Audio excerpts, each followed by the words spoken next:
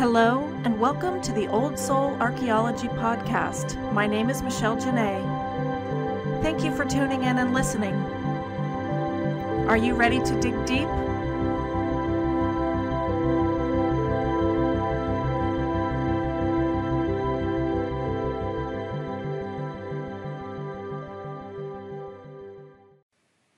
Hello, and welcome to Old Soul Sojourn by Old Soul Archaeology. My name is Michelle Janae.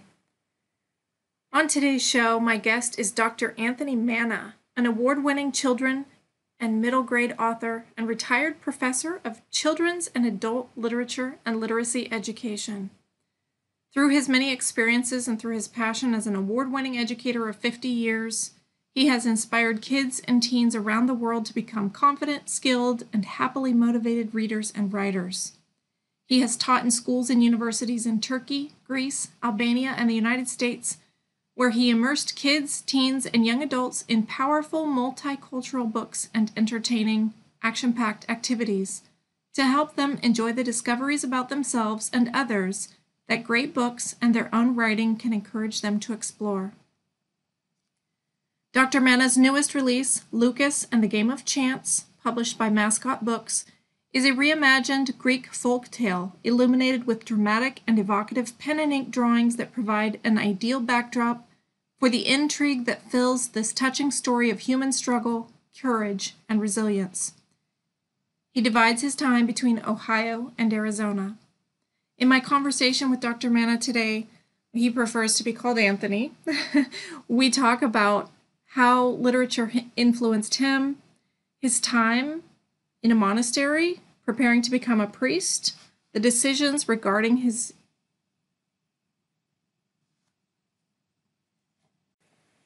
departure from the monastery and his forays into acting and literature. And then we'll get into his book, Loukas and the Game of Chance. It's amazing. There are spiritual themes abound, and we even get into light shamanism in our discussion. I hope you'll join me.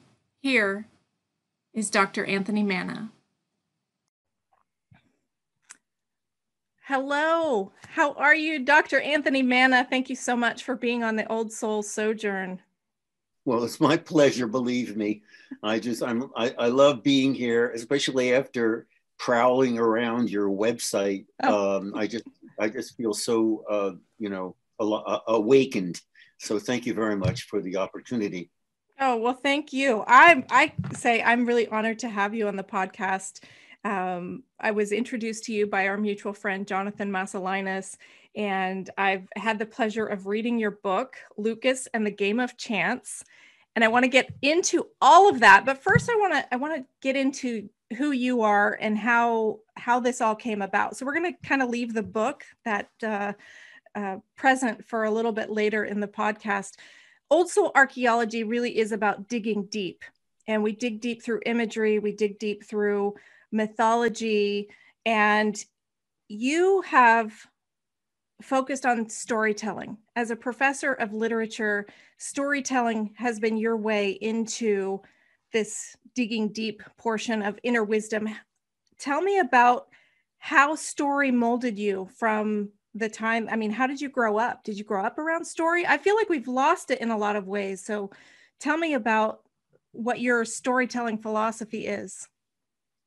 Well, thank you. No, I did not grow up with story. I was in a family that my mother was an immigrant from Italy, and my father, although my father was a sports journalist in New York and New Jersey, the idea of survival was the key.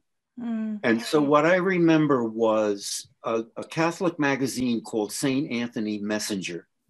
And I remember reading, I really didn't have any instruction or incentive to read because we were so busy surviving. And I appreciate that so much to them now because they taught me a lot about resilience.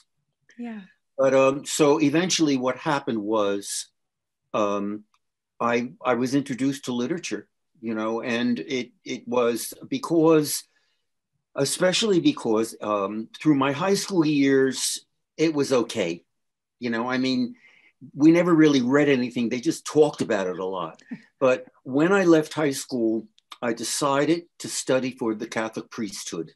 I started off in a seminary, and then I eventually went to those priests they had a monastery. They had monks in their order, and I loved the idea of the community of men in almost total silence.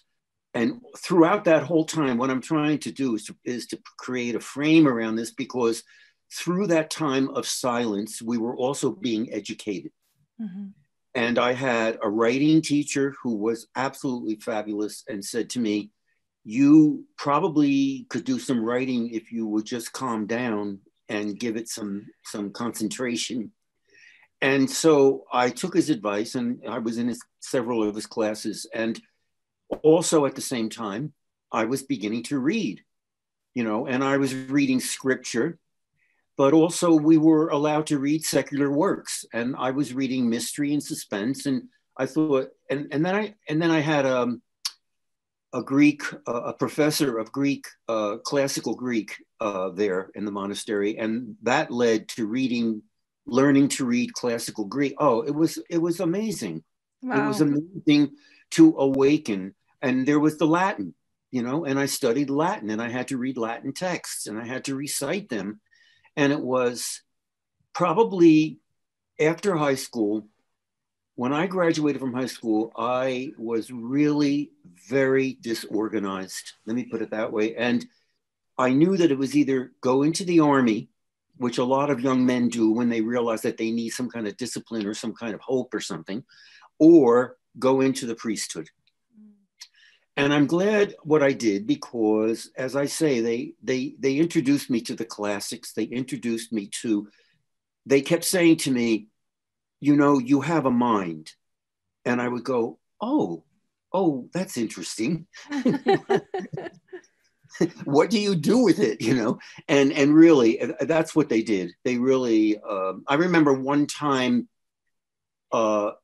they met with me, the priests met with me, and they said, look, we have to talk to you about your capabilities, so come on, get with it and, work on it, And so all of a sudden I started winning the awards for the Latin contests.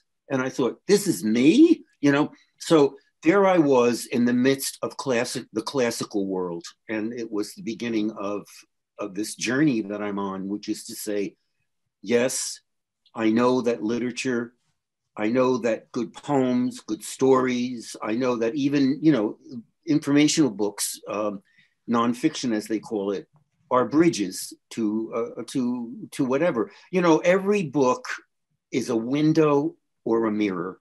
Right. Right. And so, the mirror can take me and lead me out away.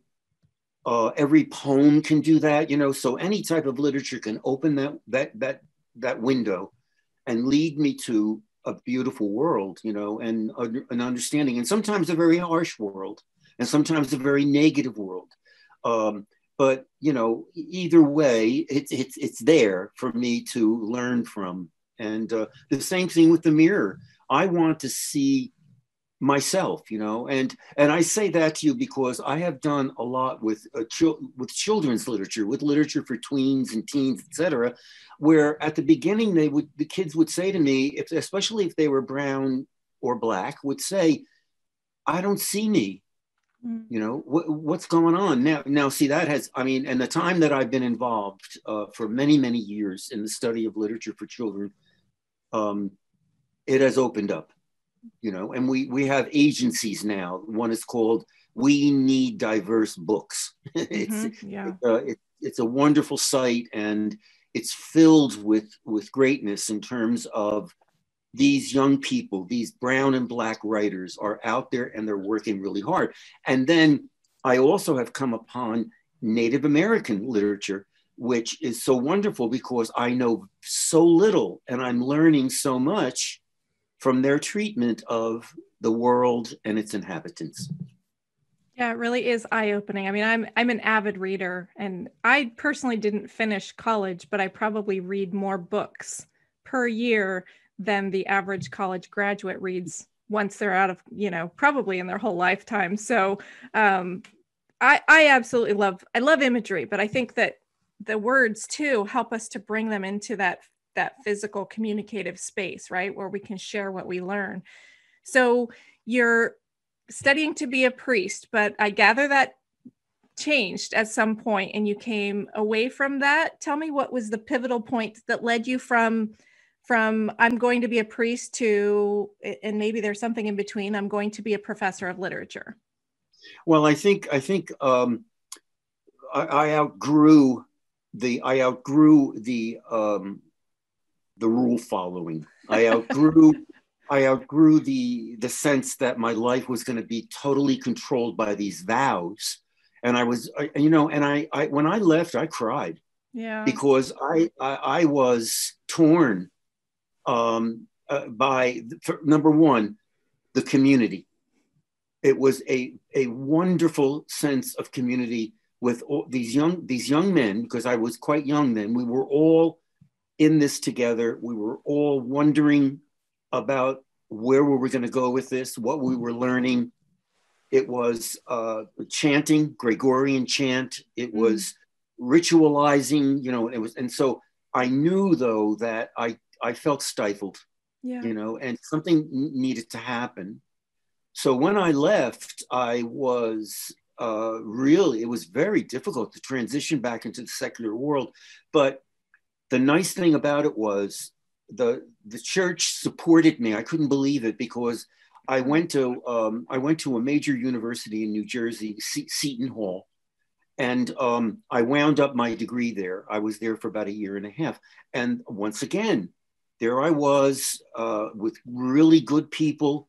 And I remember the thing that I really got turned on by was any of the courses that I took in either dramatic literature or in the theater, Yeah.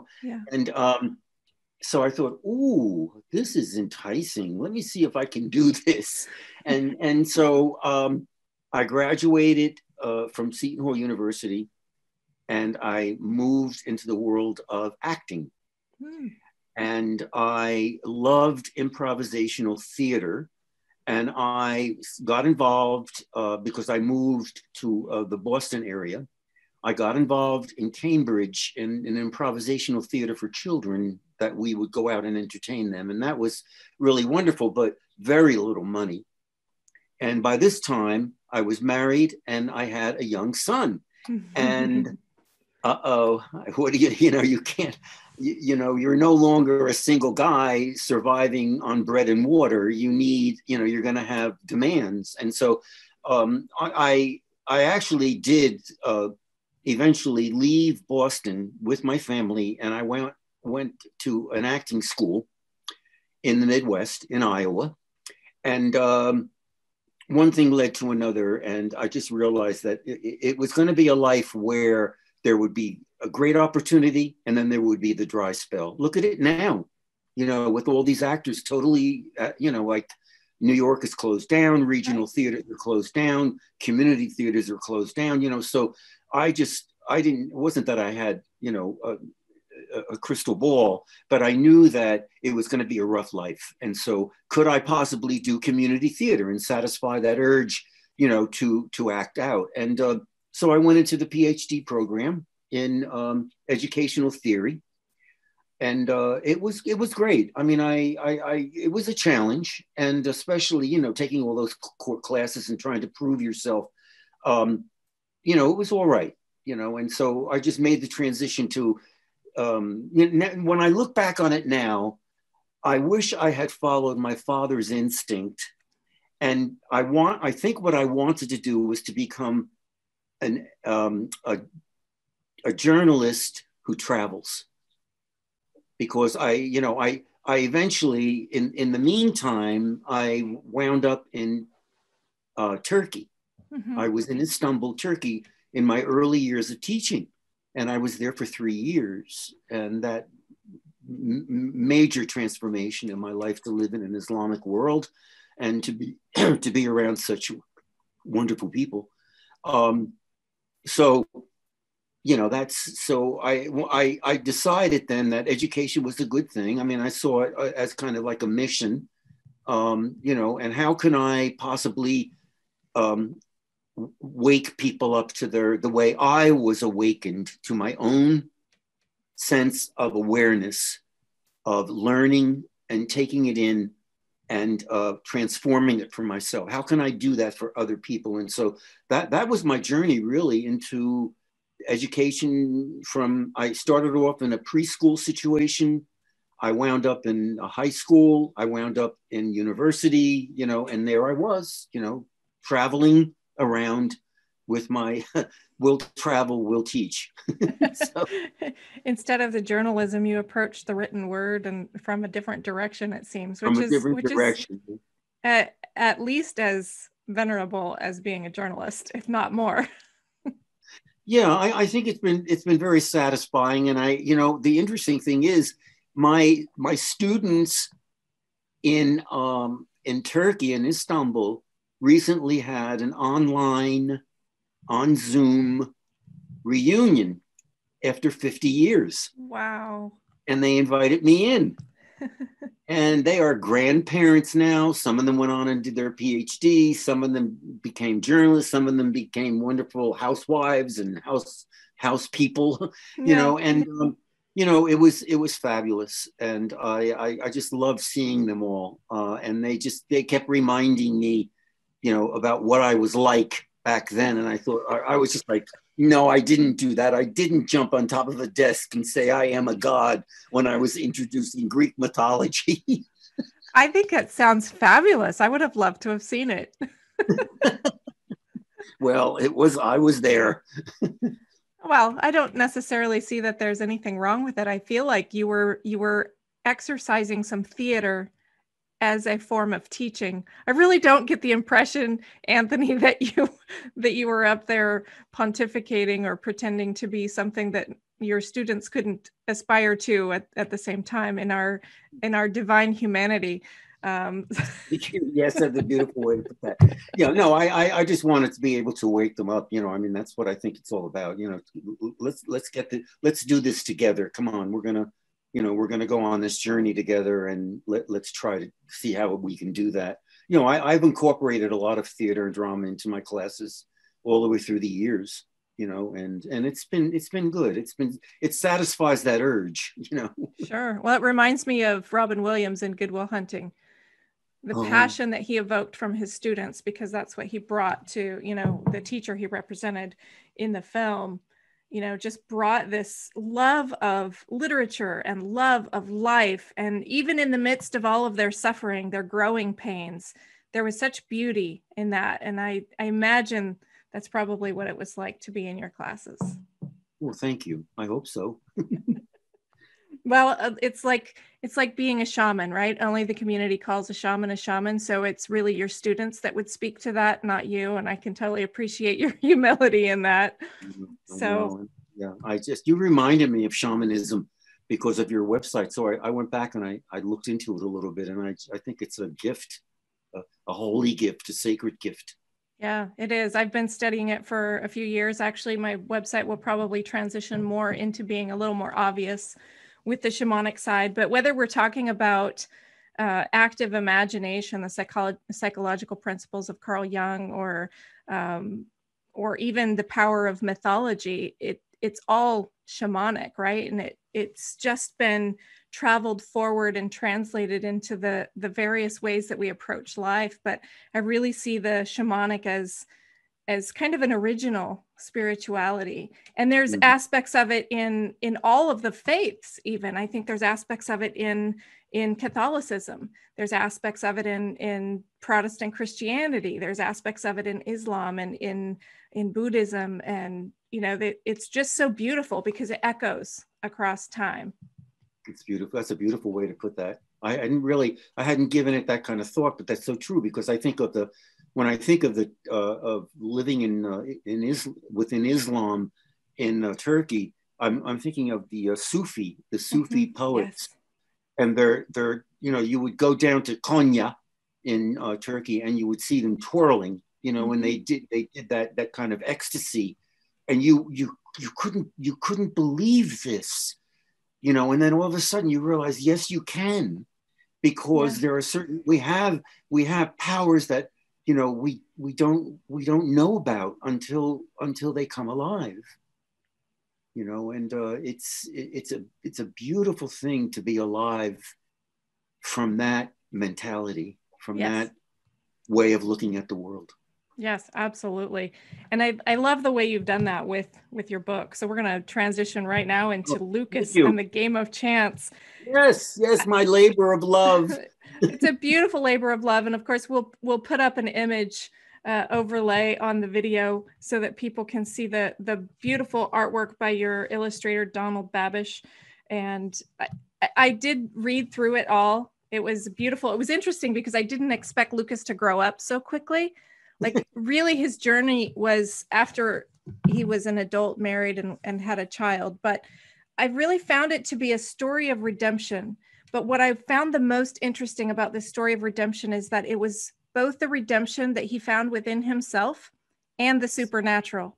So it was this co-creation or co-labor, collaboration between something supernatural, divine, and also his humanity, the best of him, his courage, his humility, even his grief as he travels this path. So why don't you do us the favor of introducing the book's storyline, and then we can kind of dive into some of the aspects of it. Well, I can do that. I mean, what I usually do when people ask me is I of course I've written my blurb, you know, and it says sooner or later, we all make mistakes, fail, and experience tough times, but we can all find the courage, I would say the resilience too, to face our struggles, persevere, survive, and turn our life around. This is the lesson Loukas learns in Loukas and the Game of Chance. It's a story of a flute-playing boy who befriends, and I love this part, a magical, talking, dancing snake whom he names Lambros. The snake bestows fortune and favor upon Loukas, but some years later, tempted by greed and pride, Loukas loses all his riches and even his family. That was so painful. Mm-hmm. He now must embark on a treacherous journey filled with suspense and intrigue to find the celestial beings, destiny, sun, and moon. They will surely allow him to reverse his misfortune, restore his honor, and win back all that he loves and treasures, won't they? Won't they? Well, we don't know. Right. You know? You'll have to read to find out. Yeah, we have to read to find out. But I mean, he makes a mistake, you know, but it is pretty tragic because he loses everything, his fortune and his family. So it is the perennial journey, you know, the archetypal journey to win back one's soul. And he's on that path. That's my favorite part of the book, is when he's there on that path after he loses everything and he doesn't know what he's going to do. He stomps out of that coffee house on, you know, a cafe, onto the road. And when he's on, that's when he says, before God, the spirit, he's calling on the saints, the spirits, the, you know, yes, who's ever out there to guide us, that I will vow to win back, you know, I will vow to win back. And I find that to really be a very spiritual moment for him, that he's going to retrieve himself, you know, his body and mind and soul is going to come back together, but it's going to be a hard road, and he's going to have to walk through that enchanted forest to find his way. Absolutely. What I love about the Enchanted Forest is that he meets three characters or sets of characters, and they have their pleas, and they also have their interpretations of destiny, sun, and moon. And when Loukas finally gets to the place where he meets destiny, sun, and moon, it's like it's kind of flip-flopped. It's a little bit on its head, right? Because destiny, sun, and moon, you know, they're not all bells and whistles and sparklers and glitter. They're like, well, you know, there's some work to be done here. And he finds out that there were some misrepresentations, but he never lost his compassion, even while he's struggling to free his own family from the curse that, according to the text, my madness has inflicted on us all. He didn't forget them. He didn't judge, what their struggles were, and come to find out they were a little bit, what's the word? They weren't as exactly true as they were purported to be, but still there's such an interplay, a juxtaposition, I think, of good and evil, and this idea that Loukas was this amazing young boy that kind of took pity on the snake, which I see as a very shamanic, right? And I have that shamanic relationship, and it is a relationship. And but yeah, that's, I think, what I found the most interesting was the juxtaposition of positive and negative, good and bad, holiness and evil, that isn't so easily defined in experience. It's really easy to stand up in the pulpit and say this, and this, but when we're living life, it's not that cut and dry. So Loukas really has this experience that is his own. That's right. Yeah. And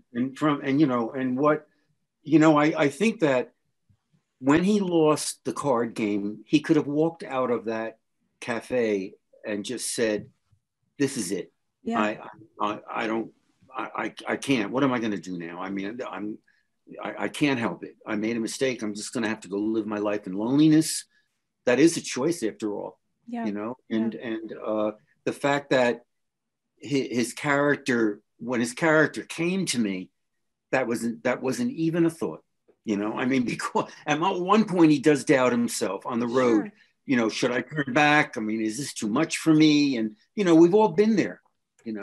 And I think what happens is, I think that Lambros, the snake, has much more of an influence over him than even I suspected. And I probably should have carried that a little further. Well, I do, in a sense, because he does play his flute on the road in the forest. And it's reminding him of the beauty of that relationship with that wonderful mentor that he had, that mentor, that spiritual guide, really, in so many ways, because that's what he was getting from him.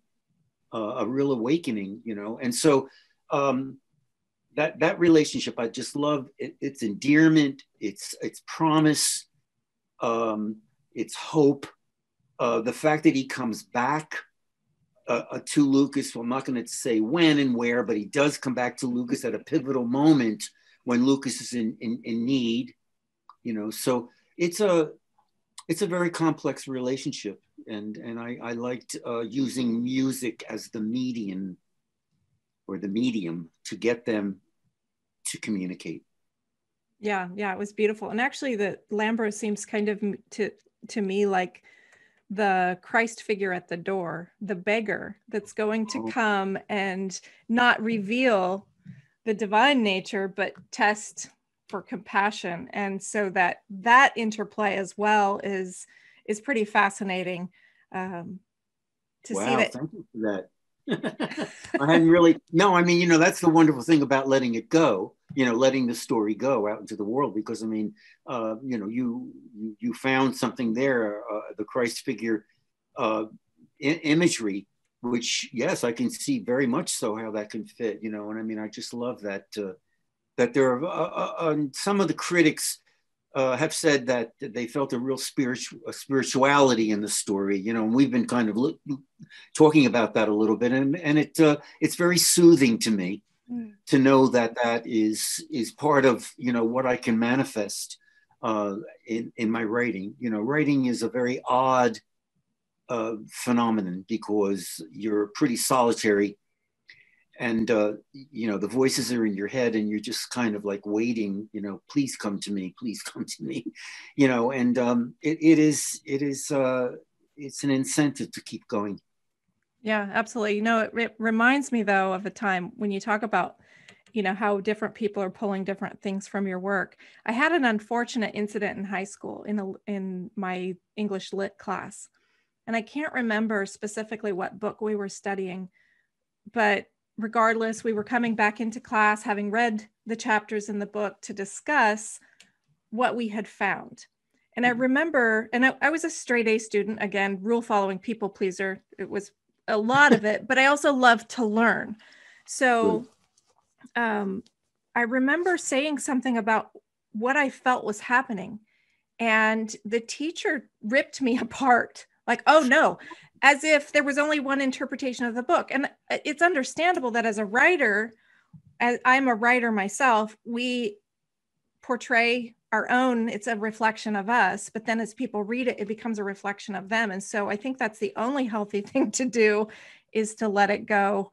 But fortunately, I was able to I mean, that it hurt. That was a huge thorn in my school career, but it shaped me too, because I rebelled against that idea that this interpretation, whether it's from the teacher or from the text or from whatever, was pretty powerful. Yeah, I mean, I think that, wow, that's the worst, you know. I mean, I don't know where I don't know where I got that attitude that I had, that the book is the book for everyone.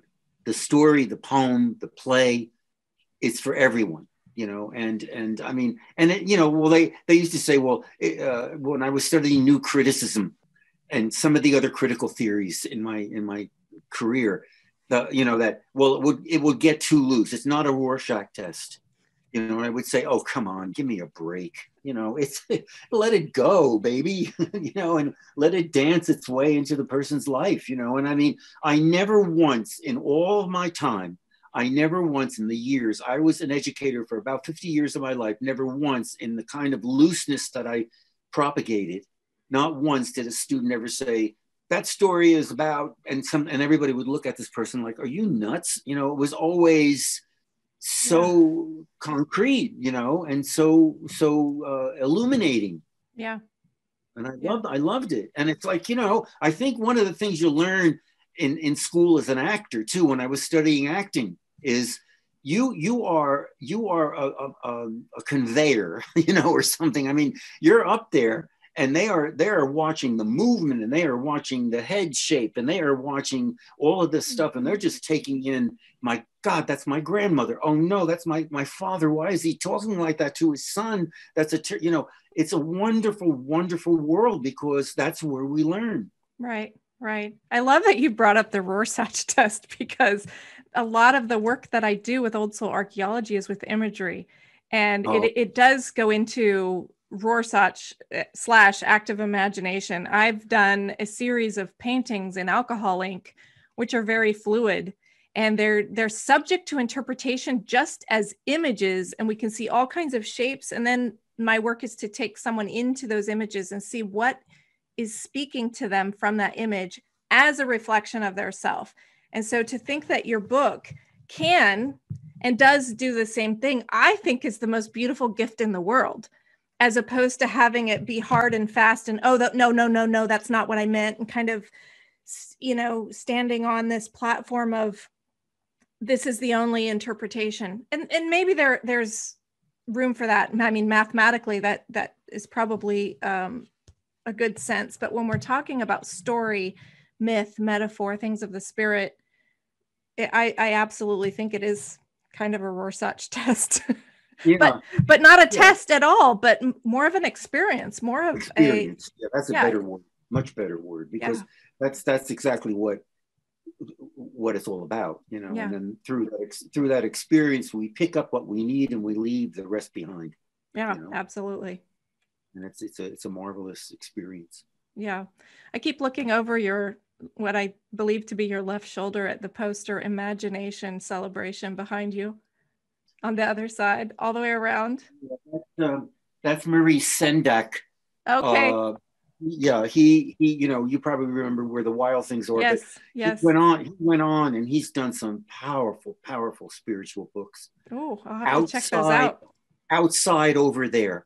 Oh. Go and look at Outside over there.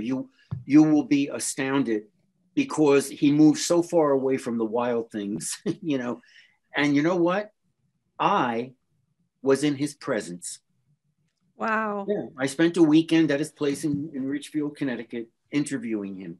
Wow, And, what an experience. he made eggplant parmesan or something for me. It was oh my God. I mean, you know, I've been so, you know, I'm blessed. I am blessed. Yeah. Because I happen to fall in, look, I go to Istanbul, Turkey. I wind up in Greece, and it changed my life. I lived there for almost 3 years, and I keep going back, you know, because I'm collecting stories. Then I go to Albania.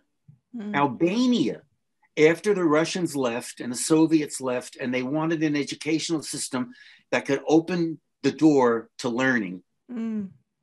And they hired us. There were a team of us. And we went to different countries for reading and writing for critical thinking, it was called. I was astounded by what they taught me, because here were these people whose schools were bombed out or whatever, the windows were broke. I mean, it was just like, what is going on here? You know, I'm blessed because they gave me so much of an education that I was supposed to give them. Oh, I can only imagine that you did. Blessing is not a one-way flow, for sure. And I know, reading your bio, you know, I've looked at your website too. The way you speak, even in your bio, is so familiar and friendly and engaging. And that's, for me, that's the way learning should be. It shouldn't be pounding someone over the head to get them to get the A, you know, or the right and only answer. And so I know, and I can say it for you, that you have blessed as much as you have been blessed. Well, aren't you kind? Yeah. God, it's a beautiful thing to say. Thank you so much for that. I mean, I just, and I appreciate it coming from you, because as I say, I meander around your website and I'm kind of like, oh, wow, we're into some heavy duty spirituality here, you know, and just, it's an awakening, you know, and I hope, well, I mean, anybody, well, obviously you have a following, but I think maybe just, you know, getting this interview out into the world, into the, you know, into the outer reaches, will bring more people to understand, you know, what you're providing, which I think is magnificent. Well, thank you. I like to consider myself also a student. We were talking in what Jonathan calls the green room before we started recording about, you had mentioned you're a student of Buddhism. I am a student of not comparative religion, but comparative spirituality. So that it borders on religious studies, but really is more about comparative spiritualities and that common theme and everything. And still, I am only a student. And all I can do is hope to relay some of the wisdom I've learned and that it touched someone. That's beautiful. It's a beautiful way to put that. Yeah. Yeah. Wonderful. Yeah. So we're running short on time here, Anthony. I want to thank you so much for spending time, for sojourning with me today. Good. A beautiful old soul. What one piece of advice would you have for young children today when it comes to reading? Oh, wow. First of all, do it. Please. You know, I mean, you know, I want to tell you something. I just very briefly, I just picked these up. 25 million children in the US cannot read proficiently. 63% of fourth grade students are reading below grade level. By high school graduation, only 37% of students read proficiently. This is from Reading is Fundamental. These people are scientists. Wow. So Reading is Fundamental, and it's an organization that does an awful lot from Washington, D.C. You know what I learned a long time ago, and this was in my studies in my graduate school. I love this one professor. He said, all it takes is one book, one poem, one play, one nonfiction book about soccer. You know, that's all it takes, because once that happens and the kid can break the code and break through the barrier of, I don't like to read, it's boring, you know, that kind of thing, Yeah. That's all it takes. And so my advice is parents, teachers, whoever, please come to my website, you know, and I'm sure you're going to probably add that on later, Yes. but I mean, because, you know, I even say my website is downloadable, printable crossword puzzles, word scrambles, coloring pages for children, tweens, teens, a lot of materials on popular books. We all kinds of picture books, fantasy, adventure, realistic fiction, and the hot item that a lot of kids who think they don't like to read, love to read now, graphic novels. Mm-hmm.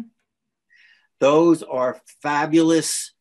I love them. I read them all the time because it's wonderful to have those pictures, you know, to bolster you as you're reading along. So there it is. Yeah. Find the one. Come to my website, hang around. And also on my website, you'll find a lot of reading material, guides to Loukas and the Game of Chance. Oh, wonderful. So the website is www.anthonymannabooks.com. On Facebook, you can find him at anthony.l.manna, Twitter at Dr. Tony42, and Instagram at Dr. Tony42. And those will also be listed. We'll put those up in a more visual aspect for correct spelling so that everyone can find you. I love your spirit. I love your heart.